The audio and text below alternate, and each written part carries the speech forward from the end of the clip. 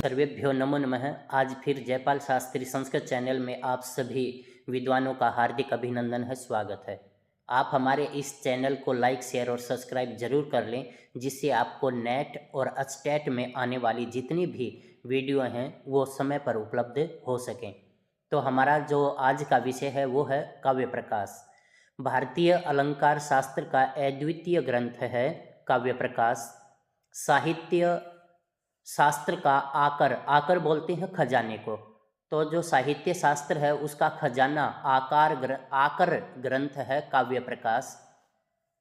काव्य प्रकाश विभक्त है उल्लासों में, और काव्य प्रकाश में कुल उल्लास हैं 10। तो ये आपके अस्टेट और नेट में काफ़ी बार प्रश्न पूछे गए हैं कि इस ग्रंथ में कितने उल्लास या कितने अंक या सर्ग हैं, और ये किस सर्ग या अंक या उल्लास या परिच्छेद में विभक्त हैं। तो आप हमारी इस वीडियो पर कमेंट्स ज़रूर करें, जिससे हमें ये पता चले कि हाँ, हमने कैसी वीडियो बनाई है। परिकर अलंकार तक लिखा था आचार्य मम्मट ने। काव्य प्रकाश के रचनाकार हैं आचार्य मम्मट।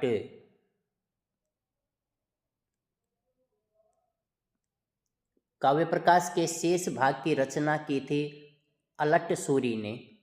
आचार्य मम्मट निवासी बताए जाते हैं कश्मीर के। आचार्य मम्मट के पिता का नाम था जयठ। काव्य प्रकाश में भाग हैं 3: कारिका भाग, वृत्ति भाग, उदाहरण भाग।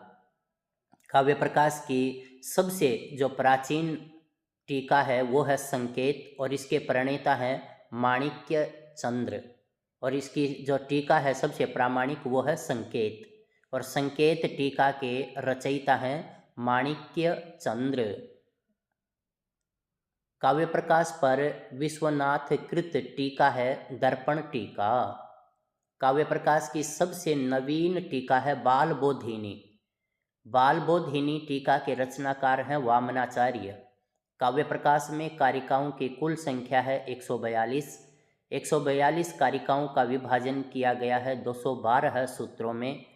काव्य प्रकाश के प्रथम उल्लास का नाम है काव्य प्रयोजन कारण स्वरूप निर्णय। काव्य प्रकाश के द्वितीय उल्लास का नाम है शब्दार्थ स्वरूप निर्णय। काव्य प्रकाश के तृतीय उल्लास का नाम है अर्थ व्यंजकता निर्णय। काव्य प्रकाश के चतुर्थ उल्लास का नाम है ध्वनि निर्णय। काव्य प्रकाश के पंचम उल्लास का नाम है ध्वनि गुणीभूत व्यंग्य संकीर्ण भेद निर्णय। काव्य प्रकाश के षष्ठ उल्लास का नाम है शब्दार्थ चित्र निरूपणम। काव्य प्रकाश के सप्तम उल्लास का नाम है दोष दर्शन निरूपणम। काव्य प्रकाश के अष्टम उल्लास का नाम है गुणालंकार भेद निर्णय। काव्य प्रकाश के नवम उल्लास का नाम है शब्दालंकार निर्णय। काव्य प्रकाश के दसम उल्लास का नाम है अर्थालंकार निर्णय। काव्य प्रकाश का आदि ग्रंथ माना जाता है काव्यालंकार को, और काव्यालंकार के जो रचयिता हैं, रचनाकार हैं, वे हैं आचार्य भामह। काव्यालंकार संग्रह के रचनाकार हैं उद्भट। अब यहाँ पर देखिए, काव्यालंकार आ गया और काव्यालंकार संग्रह ऐसा कहा गया है। यदि काव्यालंकार पूछा जाए तो आचार्य भामह, और काव्यालंकार संग्रह पूछा जाए तो उद्भट, और काव्यालंकार सूत्र के रचनाकार पूछे जाएं तो वो बताएंगे आप वामन।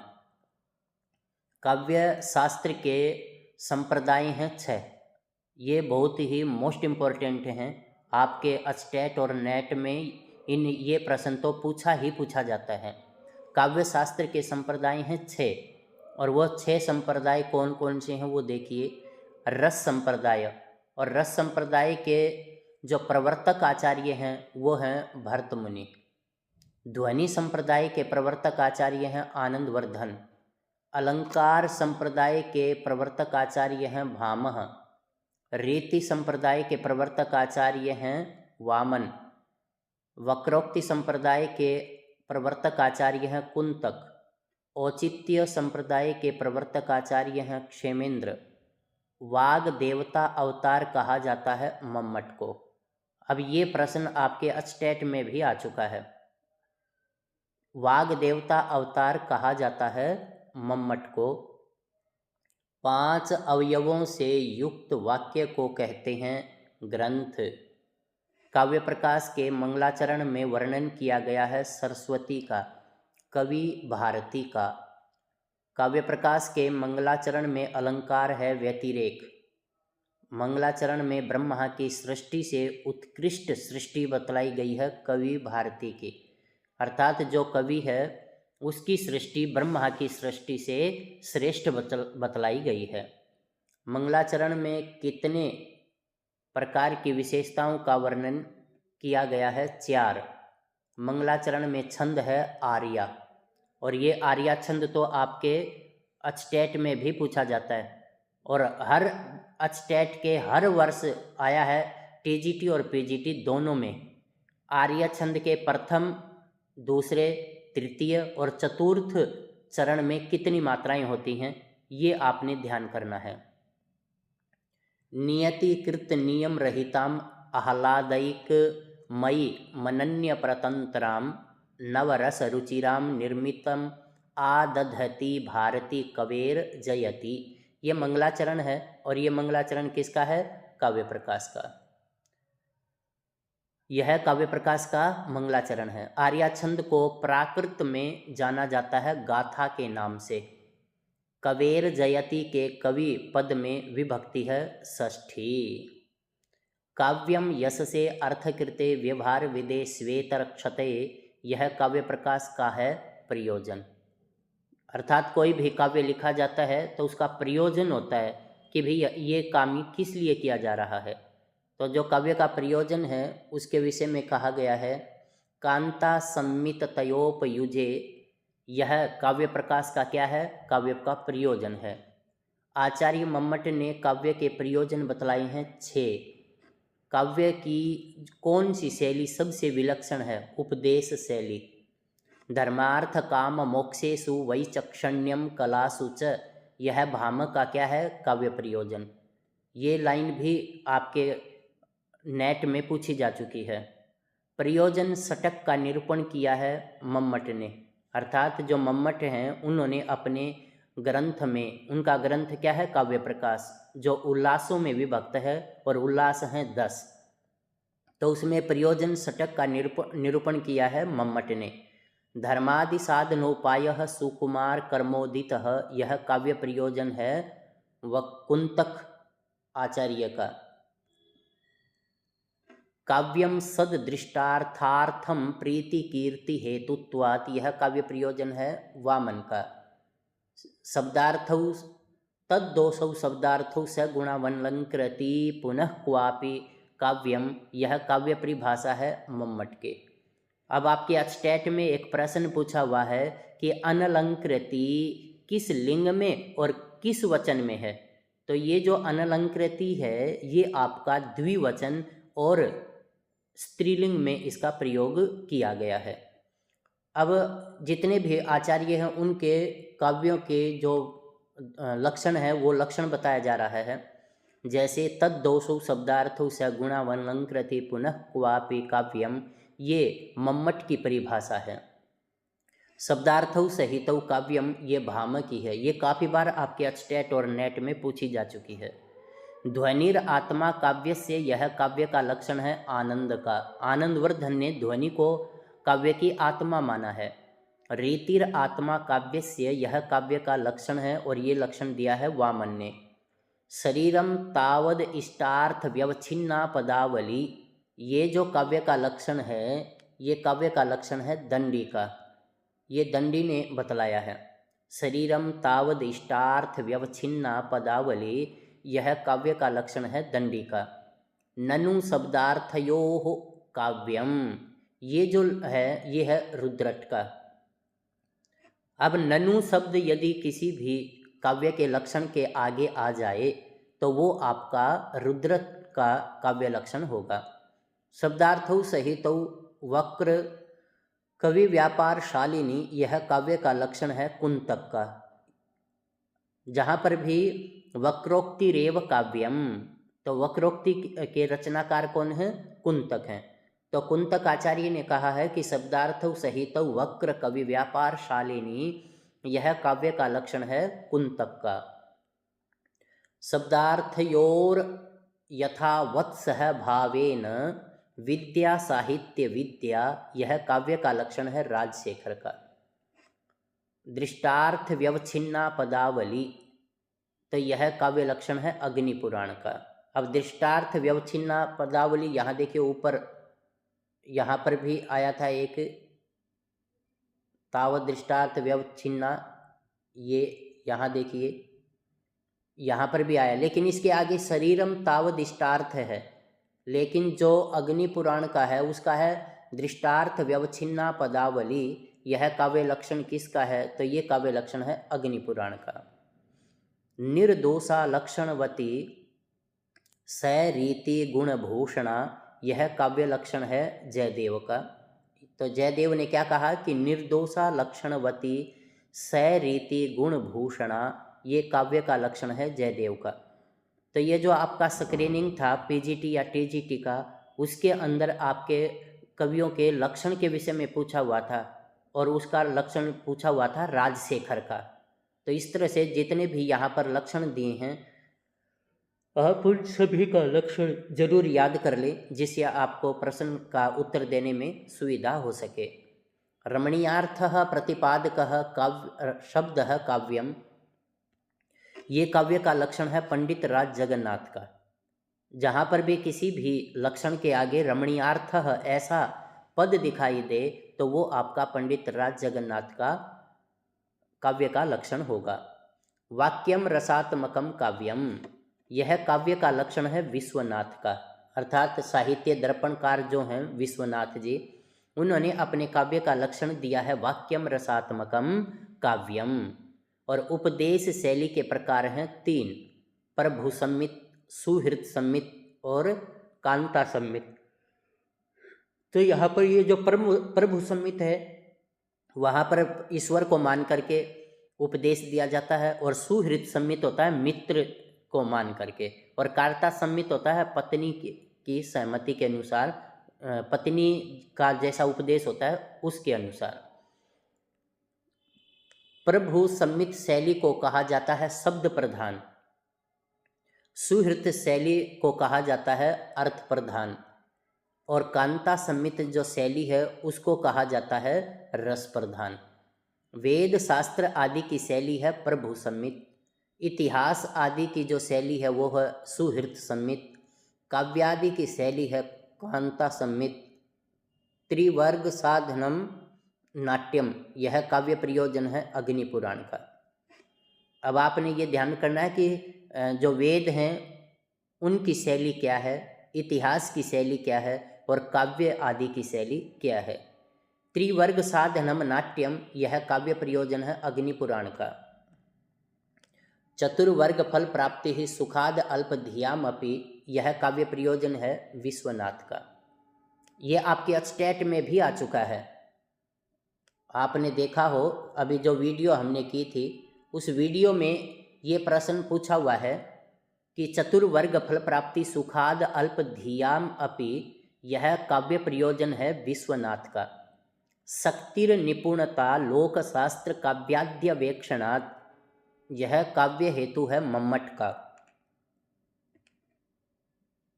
तो ये काव्य का अलग अलग प्रयोजन है कि विश्वनाथ के मत में क्या है, और यहाँ शक्तिर निपुणता लोक शास्त्र काव्याद्य अवेक्षणात्, यह काव्य का हेतु है मम्मट का। इति हेतुस्तद उद्भवे, यह है काव्य हेतु। शक्ति प्रतिभा निपुणता और अभ्यास को काव्य के उद्भव का कारण मानते हैं मम्मट। शक्ति, निपुणता और अभ्यास, ये काव्य के उद्भव का कारण किसने माना है? मम्मट ने।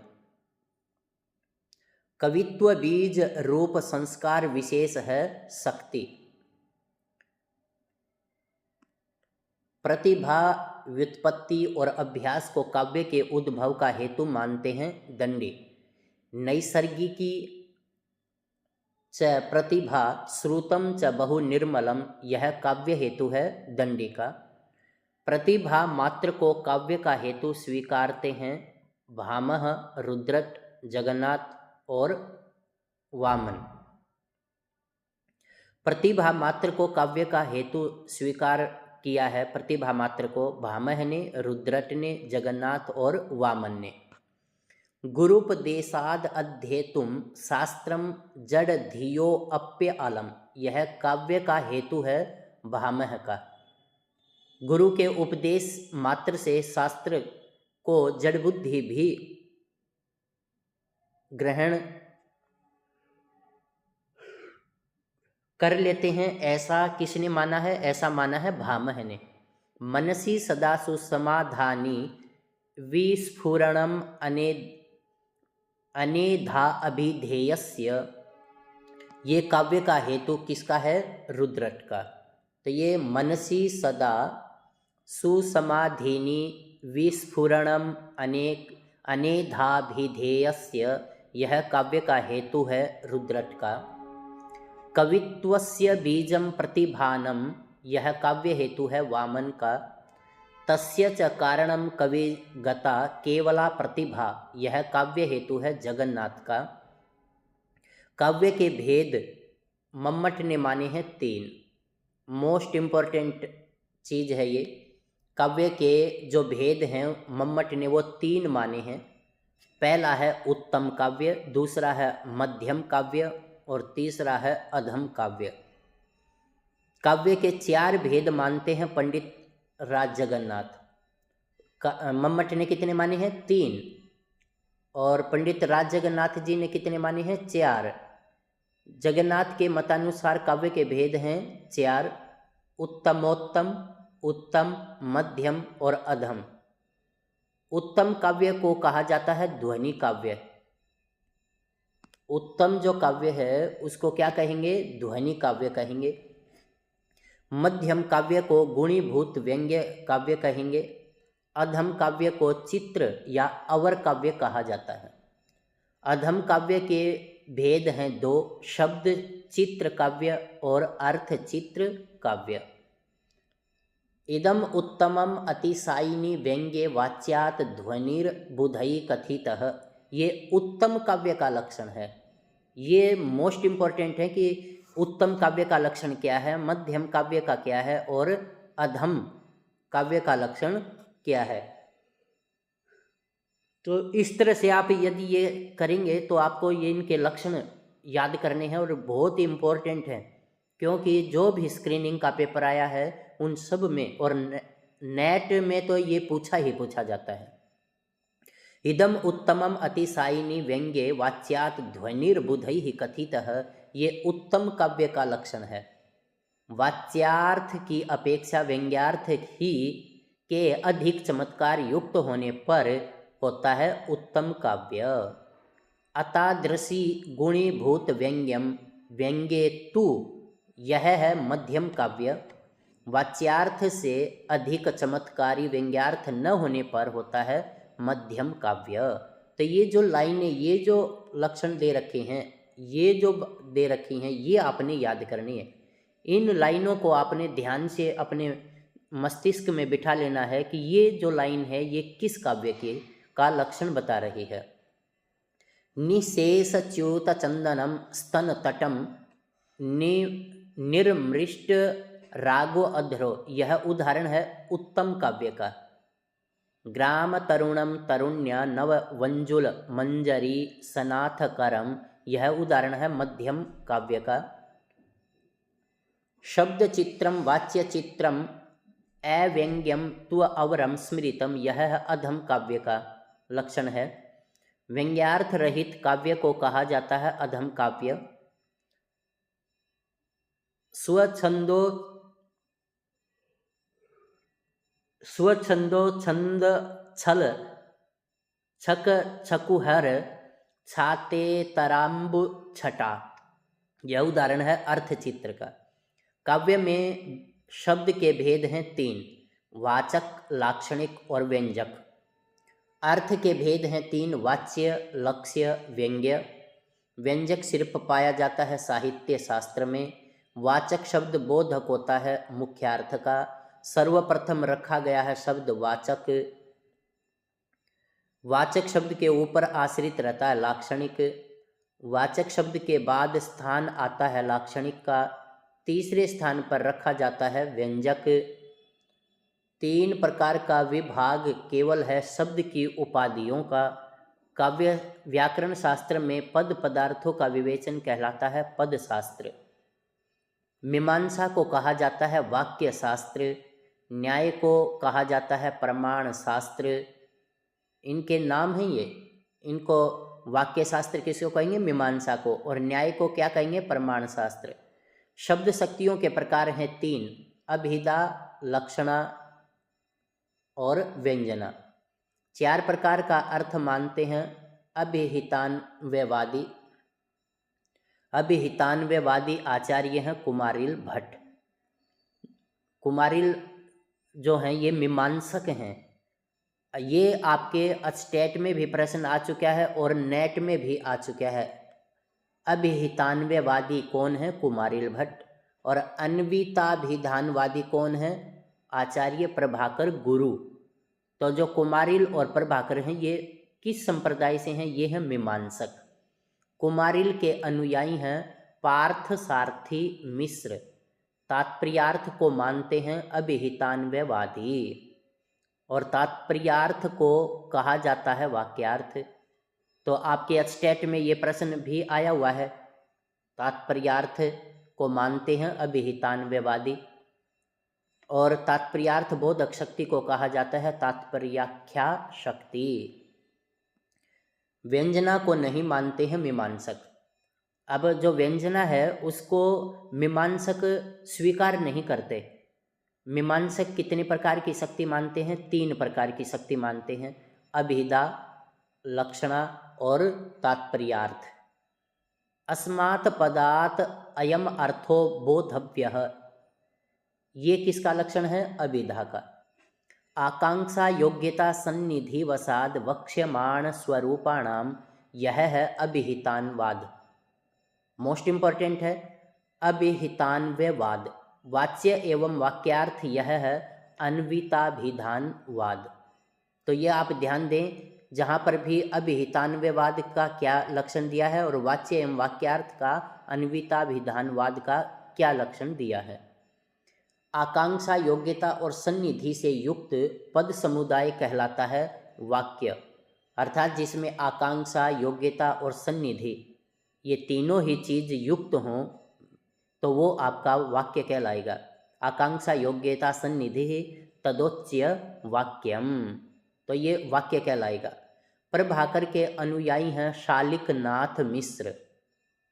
येन पदेन विना यस्य पदस्य अन्वय अनुभावकत्वम तेन पदेन सह, यह है आकांक्षा। श्रोता की जिज्ञासा रूप है आकांक्षा। गौः, अश्वः, पुरुषः आदि उदाहरण है आकांक्षा के। पदार्थ परस्पर संबंधे बाधा भावे, यह है वाक्य योग्यता। वन्निना सिंचति, यह उदाहरण है योग्यता का। योग्यता क्या होती है कि कोई भी हम वाक्य बनाएं, चाहे व्याकरण की दृष्टि से वो शुद्ध ही क्यों ना हो, लेकिन उसके अंदर योग्यता होनी चाहिए। यदि कोई कहे कि जलेन सिंचति, तो ये योग्यता है। पानी में जल, पानी के अंदर, जल के अंदर सींचने की शक्ति है। लेकिन अग्निना सिंचति, आग से सिंचाई करता है, तो आग में सिंचाई करने की योग्यता नहीं है। तो यहाँ पर आपका वाक्य नहीं बनेगा। पदानाम अविलंबेन उच्चारणम, यह सन्निधि। अर्थात पदों का बिना किसी विलंब से उच्चारण किया जाना सन्निधि कहलाएगा। मात्र गृहोपकरणम अद्य खलु नास्ति इति साधितम त्वया, ये वाच्य का उदाहरण है। साधयन्ति सखी सुभगम क्षणे क्षणे दूनासि मत कृते, तो ये जो उदाहरण है ये आपका लक्ष्य का उदाहरण है। पश्य निश्चल निस्पंदा बिसिनी पत्रे राजते बलाका, ये आपका व्यंग्य का उदाहरण है।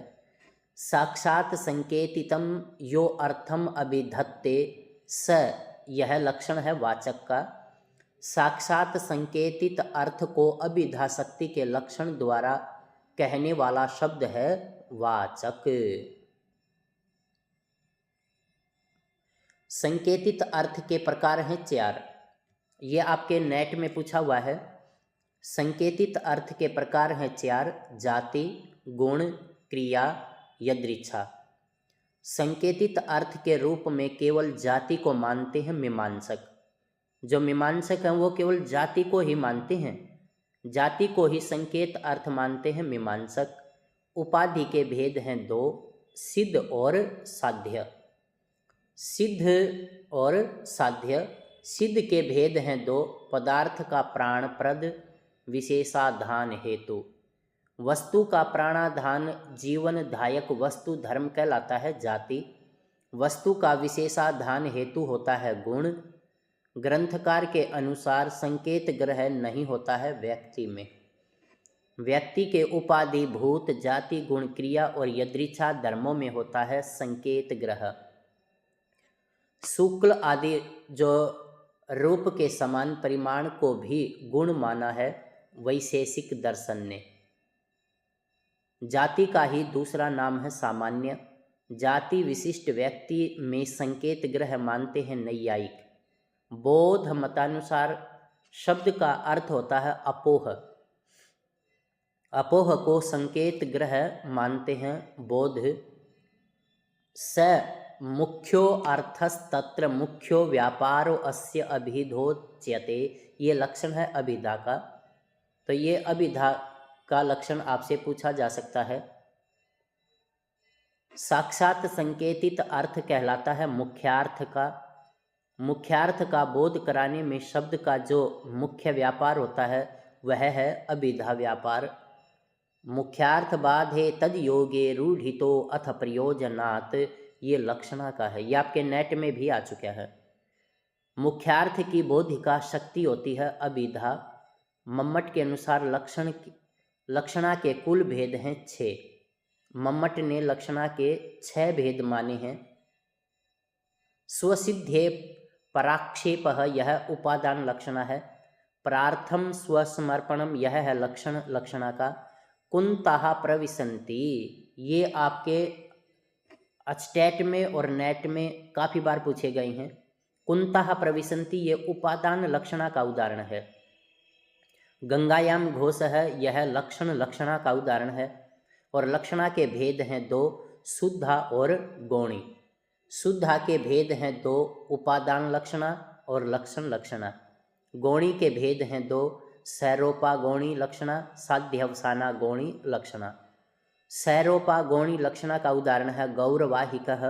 साध्यवसाना गौणी लक्षणा का उदाहरण है गौर अयम। लक्षणा का वेदांत में नाम है जहत स्वार्था लक्षणा। मुकुल भट्ट का सिद्धांत है ताटस्थ्य सिद्धांत। तो मुकुट भट्ट ने भी जो टीका लिखी है, तो ये उस टीका का नाम मुझे ध्यान नहीं आ रहा। तो ये मुकुल भट्ट ने काव्य प्रकाश पर एक टीका लिखी है और उनका सिद्धांत रहा है ताटस्थ्य सिद्धांत। सारोपान्यातु यत्रोक्तौ विषयस्तथा यह है सारोप गौणी लक्षणा। विषयन्तः कृत्य अन्यस्मिन् सा स्यात् यह है साध्यवसाना गौणी। व्यंजना के भेद हैं 2: शाब्दी व्यंजना और आर्थी व्यंजना। शाब्दी व्यंजना के भेद हैं 2: अभिधा मूला और लक्षणा मूला। शंख चक्रो हरि ये उदाहरण है संयोग का। शंख चक्रो हरि ये उदाहरण है वियोग का। राम लक्ष्मणौ ये है साहचर्य का। रामानुज गतिस्तयोः ये उदाहरण है विरोधित का। स्थाणुं भज भवच्छिदे ये उदाहरण है अर्थ का। सर्वं जानाति देवः ये उदाहरण है प्रकरण का। कुपितो मकरध्वजः ये उदाहरण है लिंग का। देवस्य पुरा रातेः यह उदाहरण है अन्य शब्द की सन्निधि का। मधुना मत्तः कोकिलः ये उदाहरण है सामर्थ्य का। पातु वो दयिता मुखम ये उदाहरण है औचित्य का। भात्य अत्र परमेश्वरः, ये उदाहरण है देश का। चित्र भानुर्विभाति, ये उदाहरण है काल का। मित्रम भाति, ये उदाहरण है व्यक्ति का। मित्रो भाति, ये है स्वर का उदाहरण। सूरता इत्यादि धर्म है आत्मा के। तो ये जो सूरता है, वीरता आदि हैं, यह आत्मा के गुण हैं। रस के धर्म हैं गुण।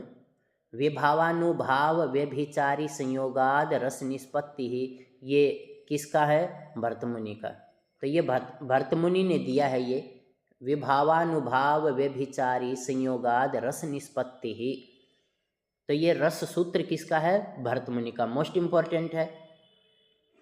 भट्टलोलट का रस सिद्धांत है उत्पत्तिवाद। ये चार हैं रसवादी और इनका अपना अपना एक सिद्धांत है, जिसमें से आपके नेट और अचटेट में जरूर पूछा जाता है।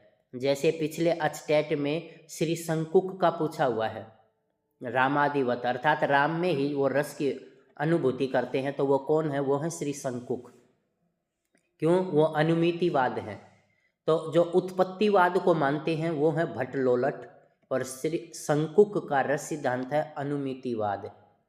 भट्टनायक का रस सिद्धांत है भुक्तिवाद। अभिनवगुप्त का रस सिद्धांत है अभिव्यक्तिवाद। जो भट्टलोलट हैं वो मीमांसक हैं। आचार्य शंकुक ये न्यायिक हैं। आचार्य भट्टनायक ये सांख्य मतानुयायी हैं। और अभिनवगुप्त ध्वनिवादी हैं। चित्र तुरगादि न्याय द्वारा रस सिद्धांत की स्थापना करते हैं श्री शंकुक। ये आपके अचटेट में भी पूछा हुआ है, अचटेट में आया हुआ है ये, कि चित्र तुरगादि न्याय द्वारा रस सिद्धांत की स्थापना करने वाले आचार्य कौन से हैं? तो वो हैं श्री शंकुक। आचार्य मम्मट पद दोष मानते हैं 16। काव्य प्रकाश में वाक्यगत दोष की संख्या है 21। काव्य प्रकाश में अर्थ दोष की संख्या है 23। काव्य प्रकाश में रस दोष की संख्या है 13। काव्य प्रकाश के अनुसार दोष हैं 3, रस दोष, अर्थ दोष और शब्द दोष। मुख्यार्थ हतिर्दोषो रसश्च मुख्यस्तदाश्रयाद् वाच्यः उभयोपयोगिनः स्युः शब्दाद्यस्तेन तेषु अपि सह, यह है रस दोष। तो ये क्या कहलाएगा? रस दोष कहलाएगा। ये रसस्यांगिनो धर्मः शौर्यादय इव आत्मनः, ये काव्य के गुण हैं। मोस्ट इम्पोर्टेंट है ये। काव्य प्रकाशकार गुणों की संख्या मानते हैं 3, माधुर्य, ओज, प्रसाद। आचार्य वामन गुणों की संख्या मानते हैं। अब ये कौन से आचार्य ने गुणों को क्या माना है वो बताया है। काव्य प्रकाशकार जो है गुण मानते हैं 3, माधुर्य, ओज, प्रसाद। आचार्य वामन गुणों की संख्या मानते हैं 10, आह्लादकत्वम माधुर्यम श्रृंगारे द्रुति कारणम, ये माधुर्य गुण है। दीप्त्यात्म विस्तृतेर हेतुर रोजो वीर रस स्थिति, ये है ओज गुण का। शुष्केन्धना अग्निवत स्वच्छ जलवत् सहसैव यः व्यापनोत्य अन्यत प्रसादो असौ सर्वत्र विहित स्थिति ही, ये प्रसाद गुण है। ये आपके अस्टेट में भी ये एक लाइन दे रखी है और ये पूछ लिया कि बताइए ये किस गुण का लक्षण है। उपकुर्वन्ति तम संतम, ये यंग द्वारेण जातु चित, यह है अलंकार का। ये अलंकार का है। काव्य के अस्थिर धर्म होते हैं अलंकार, काव्य के स्थिर धर्म होते हैं गुण। सादृश्य मूलक अलंकार हैं 29। काव्य प्रकाश में कुल अलंकारों की संख्या है 67। तो ये आपके परीक्षा में पूछा हुआ है नेट में कि आपके यहाँ पर कितने अलंकार, काव्य प्रकाश ने कितने अलंकारों को माना है? 67 अलंकारों को माना है। अलंकार के भेद 2 हैं, शब्दालंकार और अर्थालंकार। विभत्स और रौद्र रसों में आधिक्य रहता है ओज गुण का। जो शब्दालंकार हैं उनकी कुल संख्या है 5। अर्थालंकार की कुल संख्या है 61। अनुप्रास अलंकार के भेद हैं 2, वर्णानुप्रास और लाटानुप्रास। और लाटानुप्रास का ही दूसरा नाम है पदानुप्रास। वर्ण साम्यम अनुप्रास है, ये अनुप्रास अलंकार है। वर्णानुप्रास के भेद हैं 2, छेकानुप्रास और वृत्त्यनुप्रास। और एक बार आपके स्क्रीनिंग जो टीजीटी या पीजीटी का जो स्क्रीनिंग था चंडीगढ़, उसमें छेक का अर्थ पूछा हुआ है। तो छेक बोलते हैं विद्वान को जो बुद्धिमान है, सहृदय है, चतुर है, बुद्धिमान है, विद्वान है, उसको छेक कहा जाता है। सो अनेकस्य सकृत पूर्व, यह है छेकानुप्रास। ततो अरुण परिस्पंद मंदीकृत वपुः शशि दद्धे काम परीक्षाम अकामिनी गंड पांडुताम, ये उदाहरण है छेकानुप्रास का। तो छेक किसे कहेंगे? विद्वान को बोलेंगे। तो ये आपका छेकानुप्रास का उदाहरण था। एकस्य अप्य असकृत परः, यह है वृत्त्यनुप्रास। और वृत्त्यनुप्रास के भेद हैं 3, उपनागरिका, परुषा और कोमला। माधुर्य व्यंजकैर वर्णैर रूप नागरिको उच्यते, ये है उपनागरिका। अनंग रंग प्रतिमम तदंग भंगी भीरंग कृत मानसांगयाः, ये आपका उदाहरण है उपनागरिका का। ओजः प्रकाश तैस्तु, ये है परुषा। माधुर्य व्यंजक तथा ओज के प्रकाशक वर्णों से परे, वर्णों से युक्त होती है कोमला। अपसारय घनसारम कुरुहारम दूर एव किम कमलैहि, ये आपका उदाहरण है कोमला का। शाब्दस्तु लाटानुप्रासो भेदो तात्पर्य मात्रतः, ये लाटानुप्रास पदानुप्रास के भेद हैं 5। तो